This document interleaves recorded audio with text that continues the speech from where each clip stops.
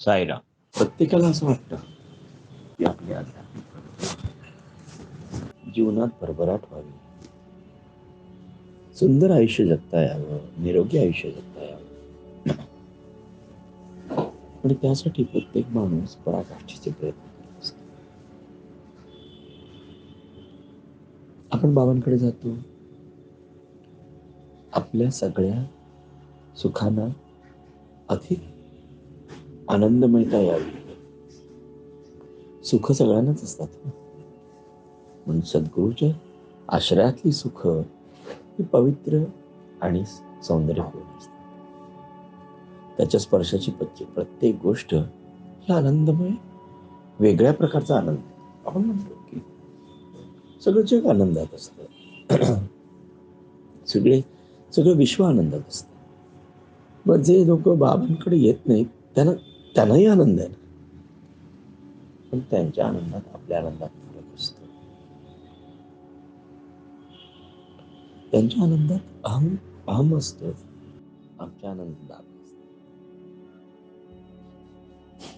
जोपर्यंत अभिमान आणि अहंकार या गोष्टी सुटत नाही तोपर्यंत तुम्हाला आनंदाचा खरा अर्थ कळणार.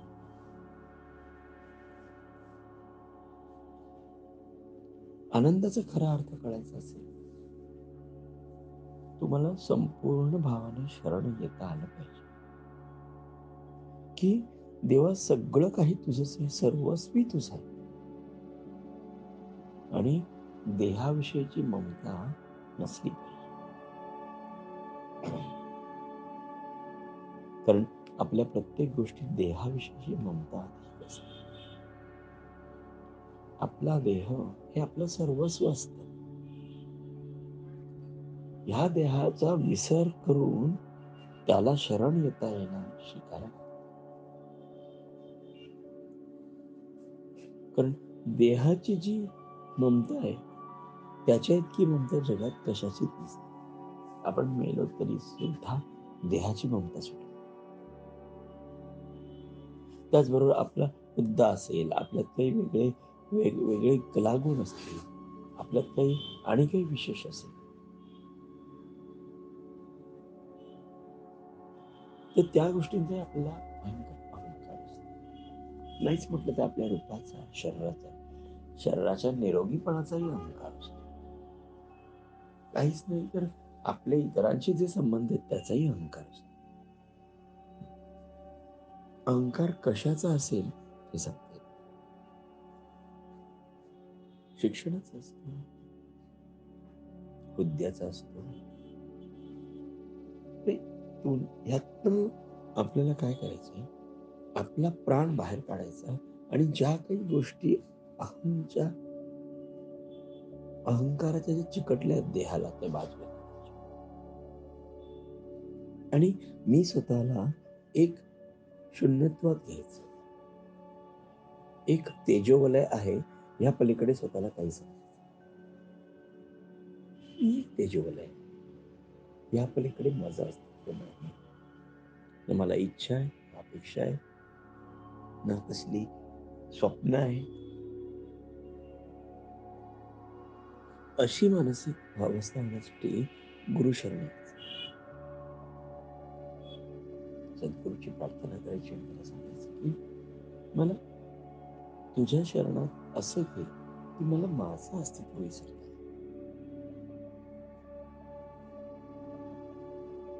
जेव्हा तुम्ही तुमचं अस्तित्व विसराल तेव्हा खरं जीवन तुमचं सोडून, हा देह देवाला सोडून द्या.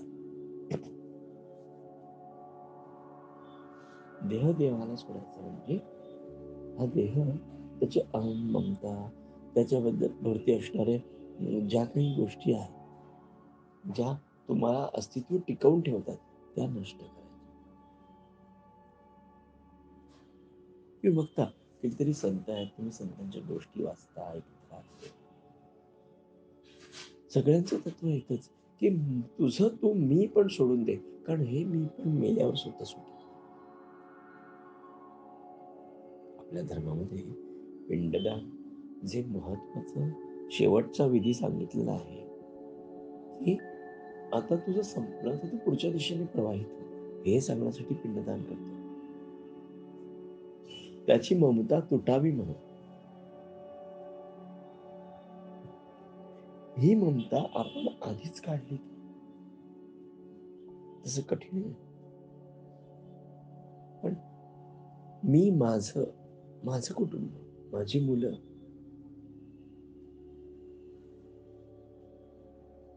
माझं घर, हे माझं मीपण, माझं अस्तित्व, माझं नाव, हे माझं मीपण मी आत्ताच संपुष्ट आणलं तर. माझ्या इच्छा, माझ्या अपेक्षा, माझं वास्तव, हे माझं, मला सुख देणाऱ्या गोष्टी मी आत्ताच बंद केल्या.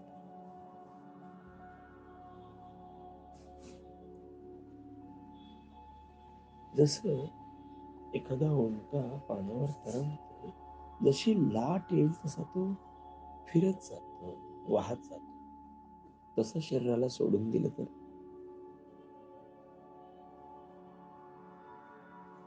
तुम्हाला या गोष्टी शिकायच्या असतात. अतिशय महत्वाचा विषय.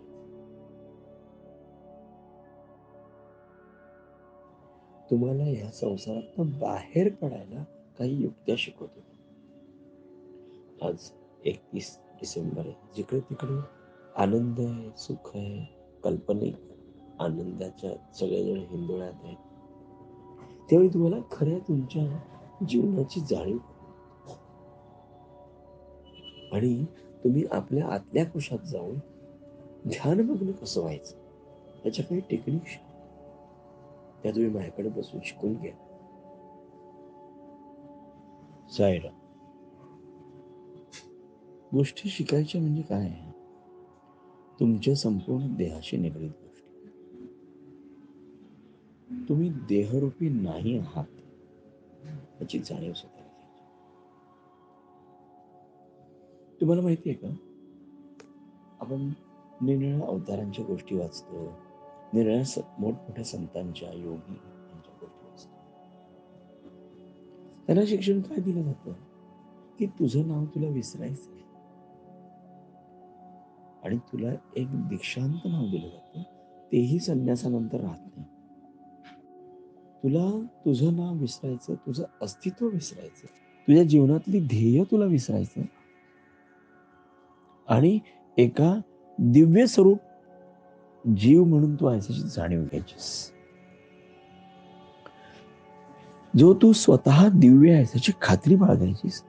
तुझी सुख दुःख जी काय आहे ते सगळं काल्पनिक आहे. ते त्याच आतापर्यंत ज्यासाठी तू धडपडलास ते सोडून तू वेगळं व्हायचं. तू नोकरीसाठी धडपडलास, स्वतःचं नाव कमवण्यासाठी धडपडलास, पैसे कमवण्यासाठी धडपडलास, सगळं तुला बंद करायचं. आजपासून तुला नवीन जीवनशैली आत्मसात करायची, की तू एक प्राण आहेस, तू एक दिव्य आहेस आणि त्या दिव्यत्वात तुला विलीन व्हायचं. ही एक असा जीव आहे जो परमेश्वरांनी मला पाठवला आहे. अखंड विश्वास माझा अस्तित्व आणि माझ्या देहरूपी दिव्यत्वाची देवाने दिलेले मला. जगातलं सर्वात मोठं जे दान ते परमेश्वराने तुम्हाला फुकट दिलेलं आहे. तुमच्या मात्र त्यांच्या कृपेने प्राप्त झाले तो हा देह. या देहाच्या कणाकणात इतकं चैतन्य भरलेलं आहे की त्याची कल्पना सुद्धा तुम्हाला नाही. तुम्हाला कल्पना नाहीये तुमच्या देहाने तुम्ही किती जादू करू शकता आणि किती दिव्य आत्मसात. तुमचा एक विचार, तुमचा एक विचार, तुमचा एक संकल्प संपूर्ण जीवन बदलून टाकतो. कारण तुम्ही संकल्पांवरच जगता.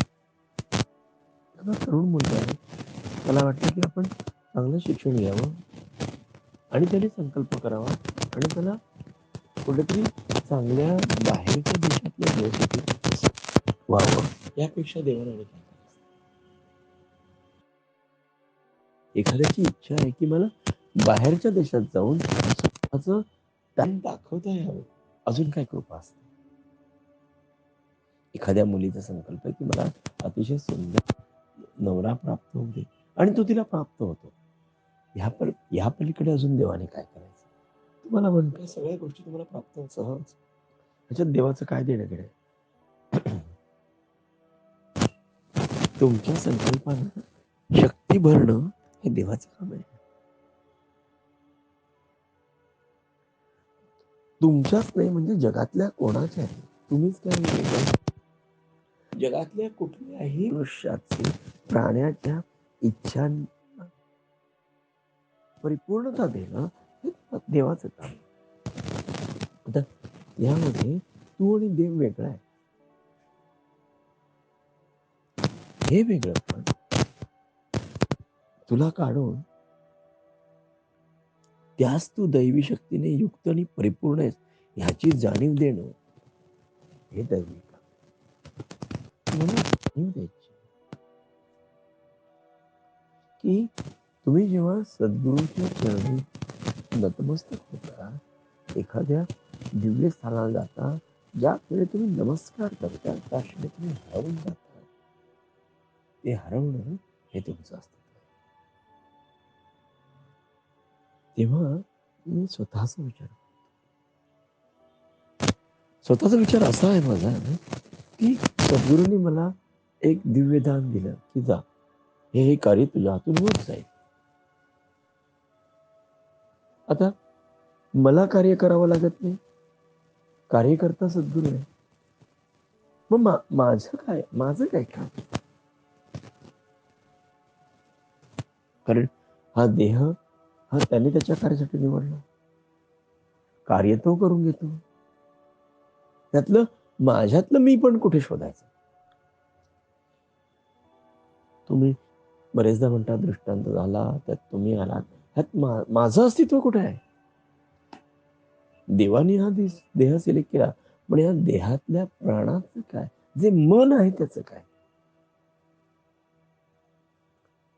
त्याचं मी सतत संशोधन करत असतो, की बाबांनी म्हटलं हे तू कार्य कर आणि बाबा माझ्या रूपाने येऊन तुम्हाला दर्शन देतात. तेव्हा माझं अस्तित्व मी कुठे शोधायचं? पण मला माहितीच नाही कोणाला काय काय स्वप्न अनुभूती आली मला काहीच माहित नाही. मग ज्या देहाला देवाने निवडलंय, त्या देहातलं माझं जे मनाची अवस्था आहे, ती मी शोधत राहतो. मी ती कुठे? तुम्ही म्हणता, "बाबा असं झालं, बाबा हे काम झालं, बाबा ते काम झालं." अरे, मी स्वतःला तपासत राहतो, अरे मी काय केलं याच्यात? ह्याच्यात माझं अस्तित्व काय? आणि माझ्या अस्तित्वाला तुम्ही मान देता आणि तो भ्रम मला का? मला का त्या भ्रमाचा एक प्रकारचं तुमच्या सक्सेसचा आनंद मी का घेऊ? म्हटलं, "बाबा माझं हे का झालं? तुम्ही ही भेट घ्या, तुम्ही ती भेट घ्या." अरे मला का देताय? या शरीराला का देताय? ते दिव्यत्वाने दिलं, त्या दिव्यत्वाला द्या की. तेव्हा मी माझ्या आतल्या कोशात जाऊन स्वतःला तपासतो, अरे मी कुठे आहे याच्यामध्ये? कामं तर बाबा करतायत. तुम्ही मला बाबाचा उत्तरदायित्व म्हणून समजताय आणि त्यासाठी मी ते कार्य परिपूर्ण करण्यासाठी माझी पराकोटी करतो, की त्या अस्तित्वाला, त्या दिव्यत्वाला, तुमच्या हृदयातल्या त्या आराध्य देवाला तिथेच ठेवण्यासाठी मला माझी स्वतःची साधना करायची आहे, की या गोष्टी आहेत या बाबांच्या तुझ्या नाहीये. लोकं मान देतात, तर बाबांना देतात, तुला नाही देत. हे मला शिकवावं लागतं. तुम्ही म्हणता, "बाबा, तुम्ही माझे बाबा आहात, तुम्ही माझे बाबा आहात." हो, मी तुझे बाबा आहे, नक्कीच बाबा आहे. पण माझ्या उभ्या असलेल्या जागृत दैवी शक्तीला तू बाबा म्हणून म्हणतेस. मग माझ्या लौकिक आयुष्याचं काय? कारण तुम्ही बाबांना सतत तुमच्या कार्यात विलीन होताना पाहिलेलं आहे. इन्व्हॉल्व होताना पाहिलं. तेवढी इन्व्हॉल्वमेंट मी देऊ शकतोय का या देहातून? तुम्ही कणाकणात बाबा पाहिलेत. तुम्ही कणाकणात बाबांना अनुभवलेत. मग त्या गोष्टीला मी कुठे कमी पडतो? बाबा असं करायचे, बाबा तसं करायचे, बाबा असं म्हणाले, बाबा तसं म्हणाले.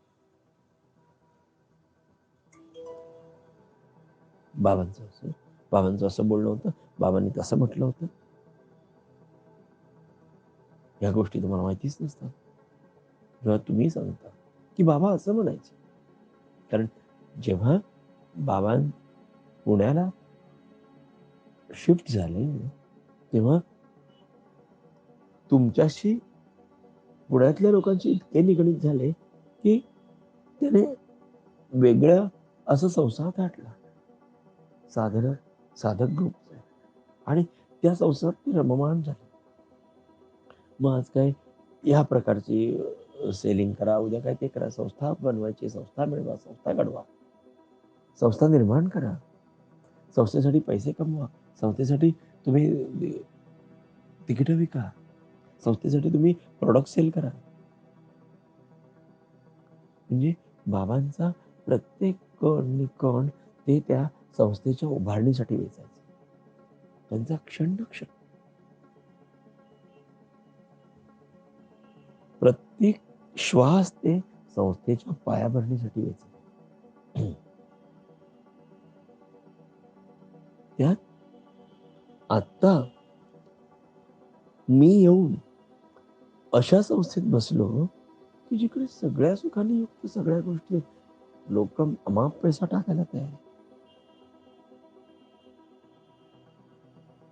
त्यावेळेला प्रॉडक्ट विकून काय 2,000-4,000 यायचे, ते अद्वितीय होते. पण आता मुलं सहज 25,000 देऊन टाकतात. कारण त्यावेळेला मुलं लहान होती, त्यांची नोकऱ्या नव्हत्या आणि संस्था उभारणीला त्यांचा हातभार त्यांच्या आई-वडिलां थ्रू लागायचा आणि त्यांची मेहनत असायची. पण आता मुलं इतकी सक्षम झाली. हां, ₹20,000 जे तुम्ही खूप मेहनत करून महिनाभराची मेहनत करून जे तुम्ही मिळवायचे 3-4 हजाराचं जे तुमचं प्रॉफिट असायचं टोटल, ते आता एखादा मूल सहज ट्रान्सफर करून घेतं. मग आता माझं कार्य काय आहे? संस्था उभारली. नवीन संस्थेचे गोल ठरले. ट्रस्टी संस्था चालवत आहेत. खर्चाचा हिशोब ते ठरवत आहेत. जो तो आपापली जबाबदारी नीट पाळतोय. मग यात मी कुठे असतो? तुम्ही बाबा म्हणून मान देता, पाया पडता, दही दुधाने अंघोळी घालतात चरणकमलाच्या. मी बाबांना पोचवतो, काम झालं. माझा देह कुठे राहिला? हार घालता, कौतुक करता, अवतीभवती असता, की आपल्याला बाबांच्या गोष्टीतला एक कण मिळावा. तेव्हा माझं संशोधन सुरू होतं आणि मी स्वतःला तपासतो. ह्या गोष्टी सद्गुरूच्या नावाच्या आपल्याला प्राप्त होत आहेत. आपण त्या घेण्यास योग्य आहोत का?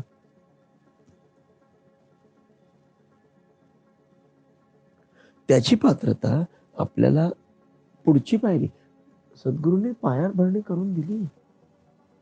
तर ह्या माणसांना मुक्ती मार्गाची चटक कशी लावायची?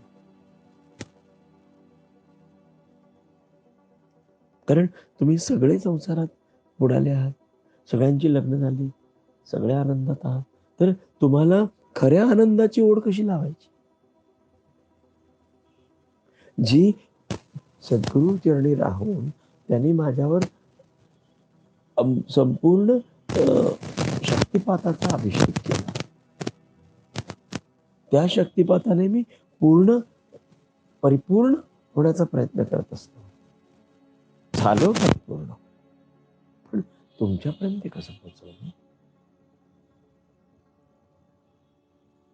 तुम्हाला त्या आत्मानंद कसा देऊ मी? ह्याचं माझं सतत संशोधन. तुम्ही बाबा म्हटलं की हे हृदय काचरतं.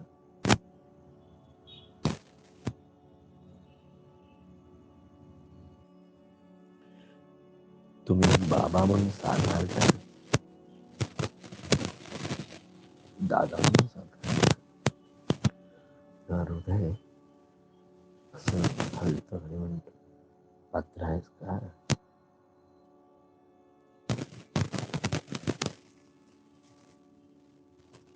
तू काय केलंस यांच्यासाठी? तुला अजून काय करायचं?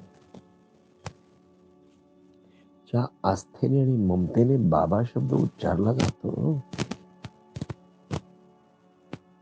तर त्या बाबा या शब्दाचा मान म्हणून तू काय करतो? हे शरीरा, हे जीवा, तू काय करतोस? तुझ्याकडे आध्यात्मिक बाळ खूप आहे. तू बोलायला लागलास की खूप बोलतोस, चांगलं बोलतोस असं लोक म्हणतात. पण दिलंस काय? जे माझ्याकडून घेतलेस ते दान देता येतंय का बघ? तशी साकारली जाते का बघ ती मुलं. नवी येणारी नवी पिढी तुझ्याकडे अप्रूप म्हणून पाहते. तुझ्या ऐहिक जीवनामध्ये ज्या काही गोष्टी असतात त्याला ते प्रमाण मानून जीवन पाहतायत, पण ते सत्य नाही.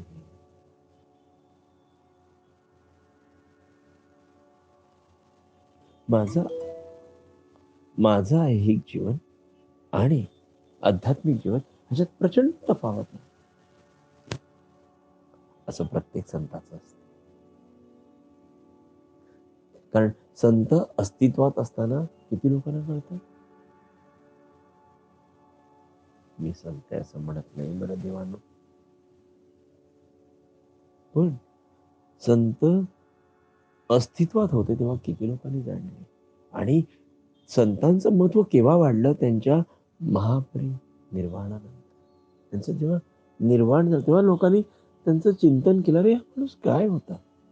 त्याचे लिखाण काय आहे? ह्याचे शिकवण काय आहे?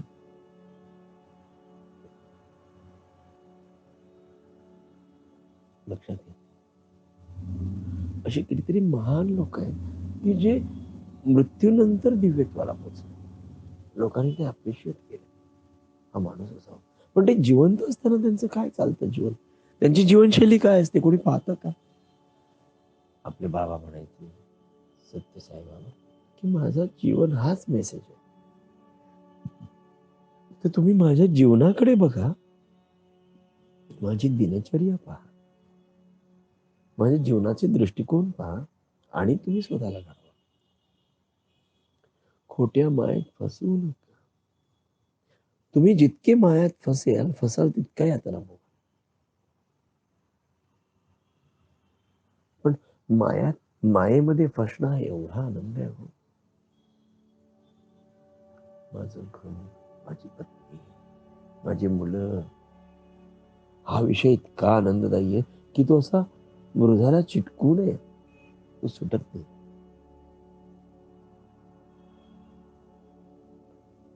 सुटत नाही. तुमचा अहंकार, अभिमान, मी, हा सुटत नाही. फक्त सोप्या सोपी गोष्ट, माझं अस्तित्व संपलंय असं स्वतःला सांगायचं. आणि ह्यापुढे माझ्या अस्तित्वातल्या प्रत्येक गोष्टी मी एक केअरटेकर म्हणून पाहणार. मी देहाला माझ्यापासून वेगळं पाहणार. मला ते लावून घेणार नाही. म्हणजे यातना कमी होत. मी आणि देह हा वेगळा आहे. मला काही काळ राहण्यासाठी दिलेलं हे घर आहे. त्याची निगा मी राखेन, त्याची केअर मी करेन. देह म्हणजे मी नाही, माझं नाव म्हणजे मी नाही.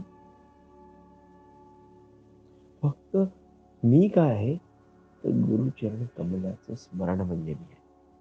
मी काय आहे?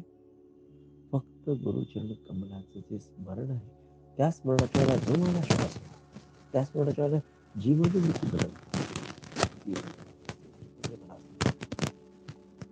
मी कुठलेही संकल्प करणार नाही, मी कुठल्याही इच्छा बाळगणार नाही. जे येतं ते तसंच स्वीकार. मी कोणावरही क्रोधित होणार नाही. मी कोणाच्याही विषयी अपशब्द कधीच बोलणार नाही. मी कोणालाही कुठल्याही बाबतीत फसवणार नाही.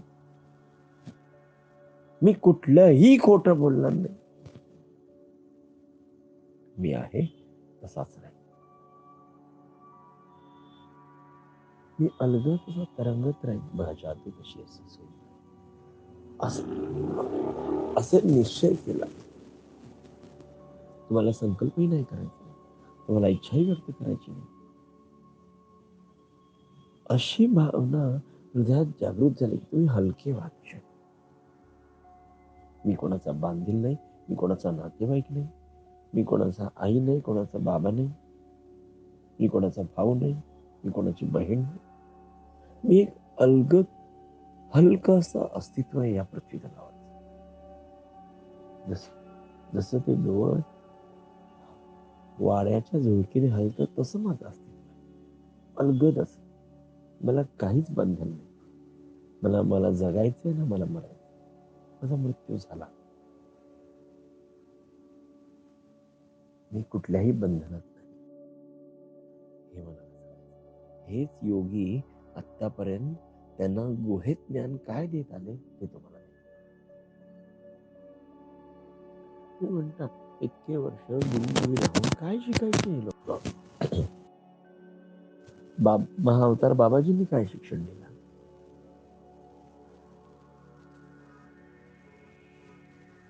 सत्य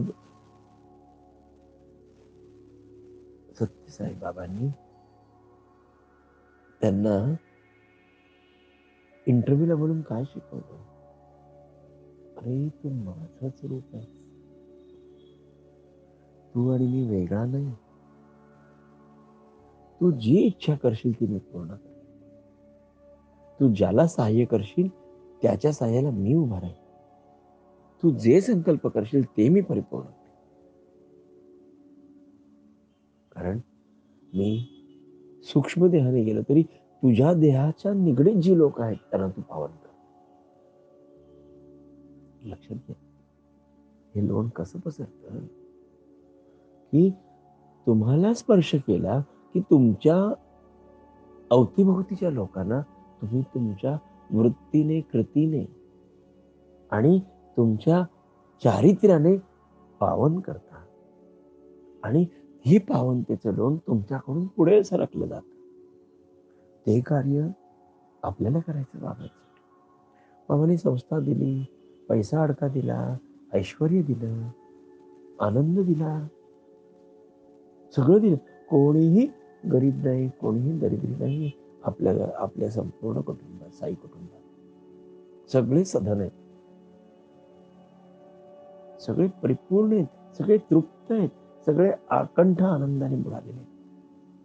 पण तुम्हाला यातनं बाहेर पडायची युक्ती शोधायला पाहिजे.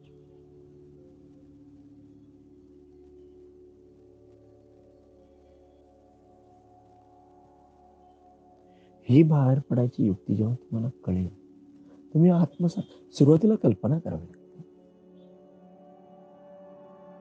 नंतर तो तुमचा भाव होतो. अरे तू शिवस्वरूप आहेस असं सांगितलं जेव्हा जातं तेव्हा खरोखर शिवस्वरूप असतं. तुमचा अहंकार तुम्ही संपवायचा, स्वतःला संपवायचं. अस्तित्व स्वतःच गृहीत धरायचं नाही कशातच. उद्या सकाळी तुम्ही मेलात तर काय होईल घरात, तसं तुम्ही बघायचं घराकडे. फक्त एवढंच की तुमचं अस्तित्व ठेवायला तुम्हाला काही प्रतिक्रिया करायला हव्या. म्हणजे मी सांगतो त्याचा उलटा अर्थ नाही काढायचा. तुमचं अस्तित्व ठेवायला तुम्हाला क्रिया प्रतिक्रिया करायला हव्या, पण त्याचं तुमच्या मनाला कुठेही रोखता कामा नये. लक्षात घ्या. क्रिया प्रतिक्रिया, अन्नग्रहण, तुमच्या दररोजची दिनचर्या ही तर करणारच तुम्ही, पण तुमचा देह बाजूला काढा. तुम्ही बाहेर येऊन देहाला पाहताय आणि देह काय करतोय याची जाणीव तुम्ही ठेवायची. एखादा मोहाचा क्षण आला, तुम्ही काय वागाल हे देहाला बघा. तुम्ही त्यात स्वतःला काय घेतलं? मला आजपासून काहीच घ्यायचं नाही, कुठेच फुकट मिळालेलं मला काहीही घ्यायचं नाही अशी शपथ व्हायची.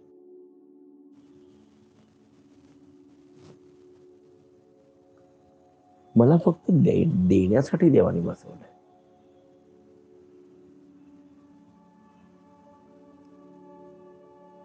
ही गोष्ट, या छोट्या छोट्या गोष्टी जेव्हा तुम्ही स्वतः मांडवाल आणि स्वतःला बदलायला तयार व्हाल, तुम्ही तुमचं समजा तुमच्या घरात कुटुंबातली माणसं बदलायला तयार नाहीयेत काही कारणास्तव, तुम्ही स्वतः बदला.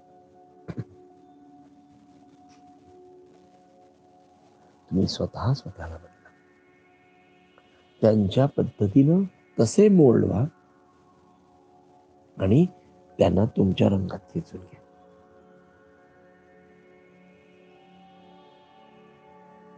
तुम्ही जेव्हा स्वतःचं अस्तित्व विसरता, तेव्हा प्रेमाचा मोठा ओघ तुमच्याकडे येतो. कारण तो जो प्रत्येक तुमच्या व्यतिरिक्त असलेल्या प्रत्येक माणसावर तुम्ही प्रेम जडतं.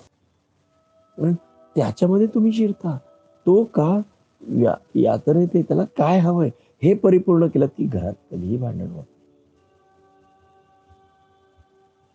आणि तुम्हाला जे मिळालं ते कुठेही कुठेही अमौलिकच राहत नाही. मी, तू असे हेवेदावे राहत नाहीत. असं प्रत्येक कुटुंबातला व्यक्तिमत्व इतकं सुंदरपणे घडलं सद्गुरूच्या शरणाखाली, सद्गुरूच्या छत्राखाली, की ते घर नंदनवन झालं पाहिजे. म्हणजे बाबा जेव्हा येतील बघायला, तेव्हा प्रत्येकाचं घर हे मंदिर असेल. कारण प्रत्येकाकडे बाबा दररोज येतात, असं त्यांचं वचन आहे. माझ्या प्रत्येक साधकाच्या घरी मी दररोज एकदा व्हिजिट करतो. तो रेडी आहे का पाहतो. तो असेल तर मी त्याला त्याला संपूर्ण परिपूर्ण करायला तयार असतो. पण तो तयार नसेल तर मला पुन्हा मागे जावं लागतं.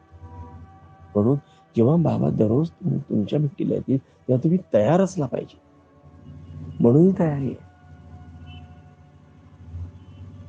कारण जे नाहीच आहे ते पाहण्याचा अट्टहास आपला असतो. तुम्ही नाहीच आहात. त्यात तुम्ही पाहून स्वतःच्या शरीराला शरीर मानून, स्वतःचे संकल्प हे करून, स्वतःच इच्छा निर्माण करून तुम्ही जगण्याची आपली लांबी वाढवत राहता. तुम्ही फार काळ जगलात म्हणजे दिव्य नाही आहात. फार बुद्ध 100 वर्ष होईपर्यंत तुम्ही जगलात म्हणजे तुम्ही काही दिव्य नाही केलं. तुम्ही तुमची जगण्याची इच्छा मारली नाहीत म्हणून तुम्ही जगलात.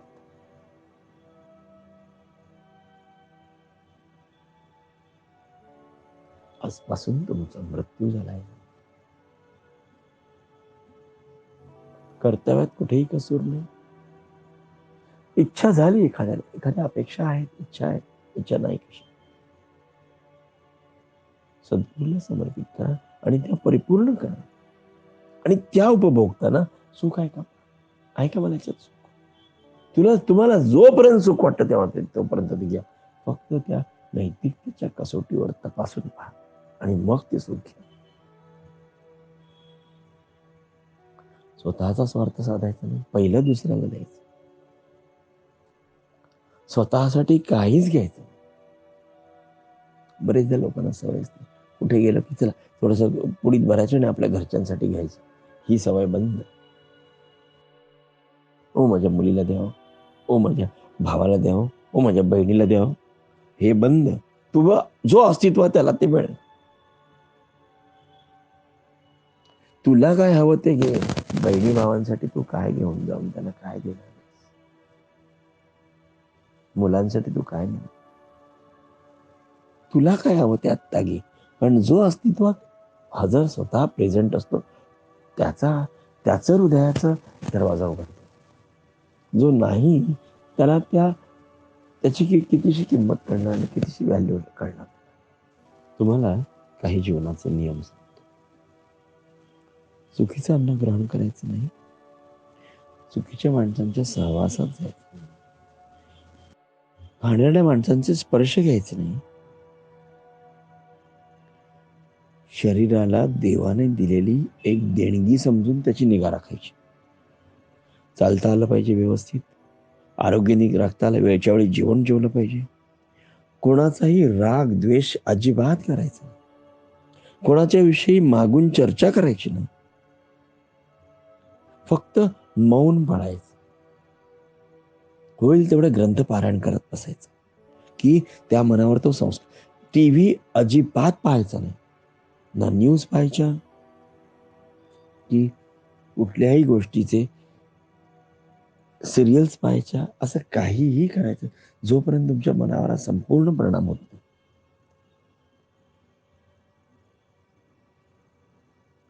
मोबाईलवर अजिबात वेळ खर्च करायचा नाही. उगाच नातेवाईकांच्या गळ्यात गळे घालून हा माझा तो माझा करत बसायचं नाही. खोटे मानपान घ्यायचे नाही. बऱ्याचशा लोकांना खोटा मान घ्यायची सवय असते. मी मोठा आहे, मी मोठा आहे. मला जास्त कळतं. या गोष्टी सोडून दे. मला फक्त बाबांचे चरणकमळ दिसावेत. मला काय कळतं काय नाही याच्याशी माझं काही देणं घेणं नाही.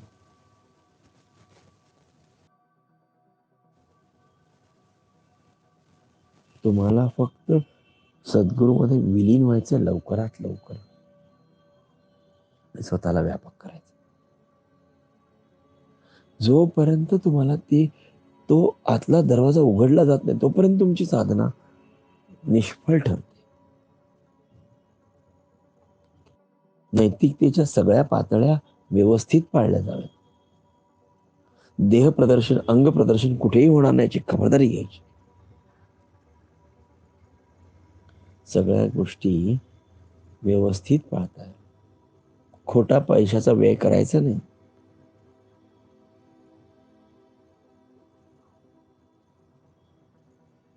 मी माझा पैसा असं म्हणायचं नाही. सगळा बाबांचा पैसा. तुला जे दिले ते तुझ्या पुण्याने दिले. तुझं पुण्य इन कॅश करणं म्हणजे तुझी सॅलरी आहे.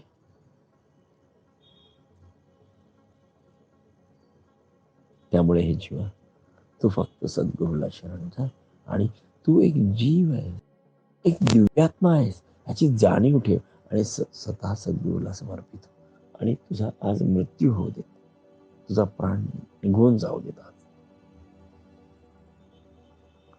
कुठल्याही कर्तव्यात कमी न पडता, कुठल्याही कर्तव्यात कमी न पडता तुला वैराग्यमय जीवन जगायचं.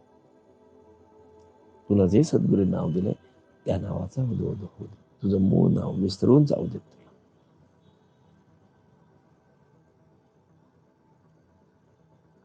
देहबुद्धी वासना ह्या नष्ट झाल्याच पाहिजे आणि त्या आत्ताच झाल्या पाहिजे. वेळ काढू नकोस. जितका वेळ घालवशील वाया तितकं तुझं मन वेगळं निब्बर होईल आणि ते नुसती नाटकं करेल साधनेची. कितीतरी माणसं आहेत, ती नुसती साधनेची नाटकं करतात. आतला कोश शून्य असतो. तसं तुमचं होता का? आपण भेटायला गेलो ते वरवर भेटतात. आतून काही त्यांना तसं वाटत. तुम्ही तयार व्हा. सद्गुरूच्या सेवेसाठी तुम्ही शिलेदार आहात सद्गुरूचे. ते प्रूव्ह झालं पाहिजे. तुम्हाला कुठल्याही सुखात अडकाठी नाही. फक्त एवढंच, प्रत्येक गोष्ट देह सोडून अनुभवायची. तुम्ही नक्की सक्सेस व्हा. अवधूत चिंतन श्री गुरुदेव दत्त.